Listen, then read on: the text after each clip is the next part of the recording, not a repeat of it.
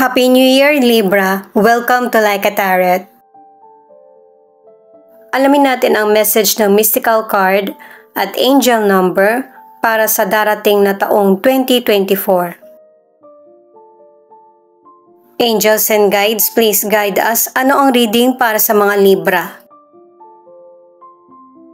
3 or hanggang 4 na mystical card ang kukunin ko at 2 angel number. Hope. Ibig sabihin nito guys, ano man ang nangyayari sa buhay mo, palaging merong pag-asa. At saka hindi naman lahat ng negative na dumarating sa buhay natin, negative na talaga yung dating. Minsan nga yun pa yung nagpapa-adjust sa sitwasyon. Inner child. Kailangan mong libangin yung sarili mo. Huwag mo masyadong isipin yung iba't ibang problema.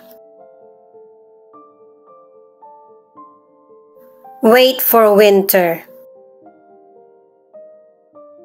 I-manifest mo yung mga gusto mo magkaroon ng katuparan sa buhay, lalo na kung makakabuti ito para sa karamihan.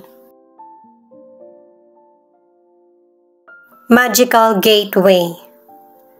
Karamihan sa atin, may mga sitwasyon na hindi natin alam kung ano yung magiging ending. Pero yung pag-move forward mo sa sitwasyon, yun yung magiging sagot sa mga katanungan mo. Mas maigi na iwan na natin yung mga negatibo at simulan yung buhay ng positive. Mukhang ang ilang Libra malungkot kasi meron pang humihikbi. Talagang nasasaktan.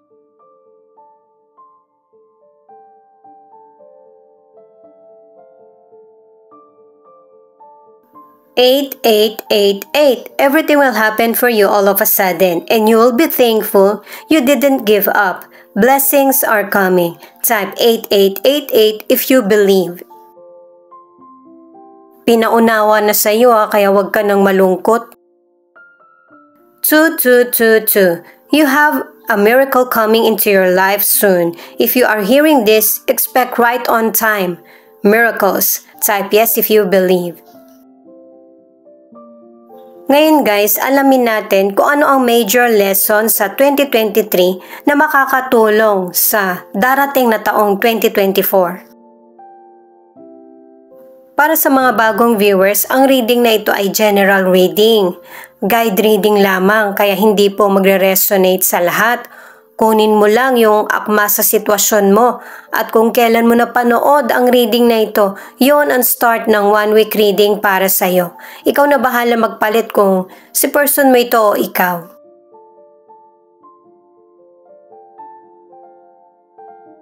Seven of Wands, the High Priestess at 7 of Pentacles.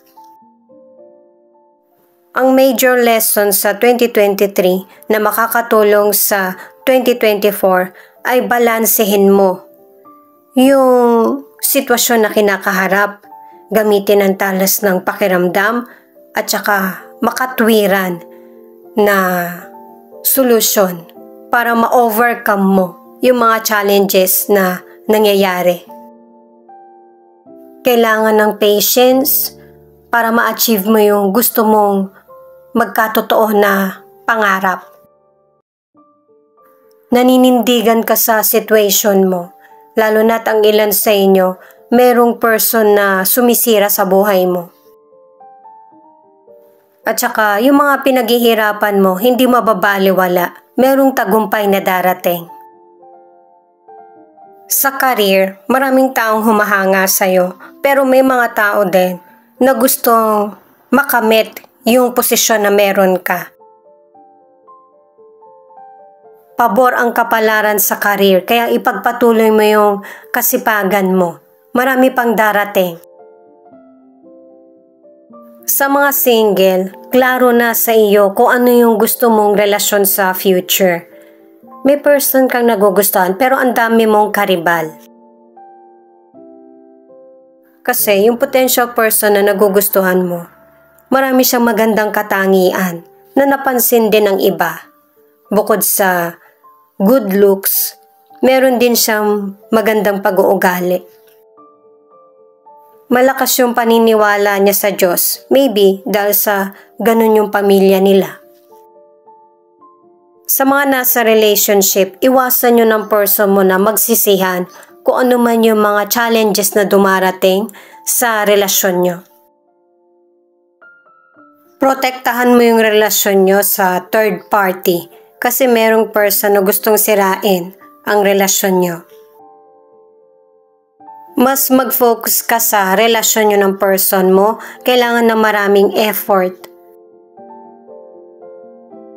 Kailangan kasi mas higitan mo yung pagpapakita ng maganda ng third person. Merong magandang resulta ang effort mo. Ito yung mga cards para sa ano ang dapat bigyan ng pansin sa 2024. The Hierophant, Page of Wands, at the Fool. Nakadalawang cards ka na para sa bagong simula. At saka ang ilan sa inyo, mas lalo kang mapapalapit sa Diyos. Tama yung itinuturo ng mga cards sa iyo kasi kung ipapaubaya mo sa Diyos lahat at magpapatuloy ka sa buhay mo, yun yung may pang long term na success lalo na kung mabuti ka. Pero kapag masama ka, yun din yung may pang long term na mahirap. Sa financial, pwede kang mag-invest pero yung pangmaliitan lang. At saka itong tatlong cards na ito ay very positive sa financial. Merong abundance, prosperity, na higit pa sa inaakala mo. Binibigyan ka rin ng warning na mag-ingat sa mga taong merong hidden agenda. Sa mga single, merong potential person na darating sa buhay mo. Magiging maiksi yung relasyon nyo. Pero binibigyan ka na ng tip ng mga cards na huwag basta-basta agad magdesisyon. Kasi may posibilidad na yung person na pakakawalan mo, siya pala yung the one. Sa mga nasa relationship, kahit nagkakaroon ng problema yung relasyon nyo, hindi ka pa dadaig dito. At mas lalong magiging exciting ang relasyon nyo. Ang ilan kasi sa inyo, mag-honeymoon o kaya yung magpapahinga sa ibang lugar. At saka guys, sa relationship para magtagal, sa simula pa lang, dapat dun na meron na kayong mini-maintain. Halimbawa, nagde-date kayo o kaya meron kayong sa bawat buwan or ilang buwan, meron kayong pupuntahan na lugar. Yun bang happy memories ang dapat na manaig sa relationship? Para mas lalo nyong mapagtibay ang relationship nyo ng person mo. Lalo na't ang buhay ngayon mahirap. Ang daming nakaka-stress na situation. Ikaw yung magbigay liwanag sa kanya. Ito yung mga cards mo para sa goals na dapat gawin or ipagpatuloy sa 2024. Ace of Swords, the World, at Five of Cups. Pinapaunawa ng cards na ito na makukuha mo yung hustisya at tagumpay sa buhay.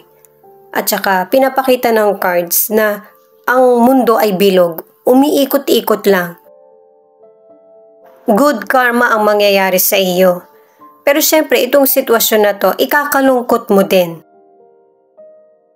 Ang ilan sa inyo sa health ay magkakaroon ng clarity sa iyo na kailangan mo ng pahalagahan ang kalusugan mo.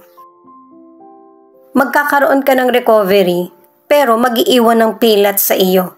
Maybe, magkaroon ka ng surgery, o kaya merong epekto yung illness na dumapo sa iyo. Kahit na nakarecover ka na. Sa mga single, may potential person kang makikilala na magkapareho kayo ng gusto. At saka makikilala mo siya habang nasa ibang lugar ka or ibang bansa. Diba sabi ko nga kanina, huwag agad magdesisyon patungkol sa love. Kasi merong single na napakawalan yung the one at nagsisisi.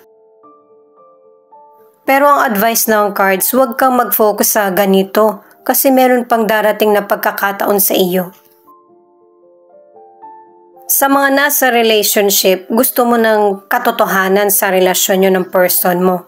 Kaya, hindi ka na matatakot sa kung ano pa yung maririnig mo or mangyayari. Ang ilan sa inyo, maaayos nyo ng person mo ang problem sa relasyon dahil sa clarity at saka pagiging honest sa mga bagay na gusto. Pero ang ilan na nasa relationship, nakapag-desisyon ka na tapusin ang relasyon nyo ng person mo. Pero kahit na ang ilan sa inyo, tinapos mo na yung relasyon nyo ng person mo, sa future, meron pa ring bagong person na darating sa buhay mo. Itong Page of Swords ay okay lang na pag-isipan mong mabuti yung mga oportunidad na dumarating sa iyo. At saka may mga person na willing na tulungan ka. At saka huwag kang mag-alala sa magiging outcome kasi maganda yung ginagawa mo pang mabuti. Itong The Tower, nakatatlong cards ka na para sa bagong simula. Yung bang inaalis mo na yung mga hindi mabuting sitwasyon sa buhay mo. Mas makakabuti pa nga yung piliin mo yung positive na situation para magpagpapatuloy mo yung mga gusto mong ma-achieve sa buhay.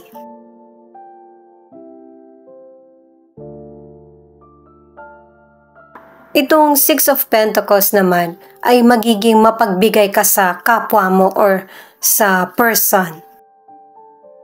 At sa panahon na ito, magiging pabor ang relasyon mo sa person mo or sa kapwa. May pang long term at happiness.